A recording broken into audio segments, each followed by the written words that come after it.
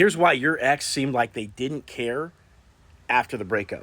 Hey, I'm Coach Benny, and I help people get their exes back. And before I did this, I was a dating coach for 5 years, where I had to pay attention to how to bring people in, and I used that experience to help you get your ex back. Now, in situations where it seems like your ex never cared, because right after the breakup, they're on Tinder, or, they're hanging out with somebody brand new almost immediately. In these cases, your ex was trained that anytime they had feelings about something, that those feelings didn't matter, usually by their parents. And so they had this deeply ingrained history of avoiding their own feelings. So for example, if they were sad about their first breakup, they go to their mom, they're like, "Mom, I'm sad about, Betsy dumping me." And she's like, "Well, you're too young. You don't know what love is. You shouldn't be dating," and the feelings get cast aside.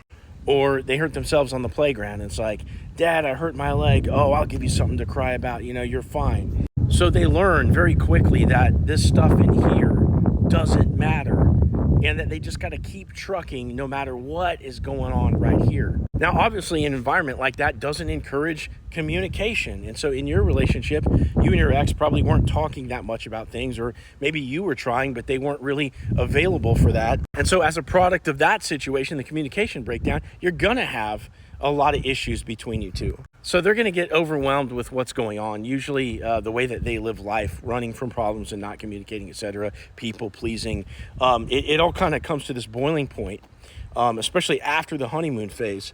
And so in order to distract from another failed relationship, the sadness of the breakup, the overwhelm of all the problems that are at play from running away from your problems, your ex is going to just distract themselves. They're going to become a workaholic. They're going to play a bunch of video games or drink. They're going to sleep around, jump into a rebound relationship. It's going to seem like they never cared about you. But really what happens is that your ex has a lag time on when they're going to grieve.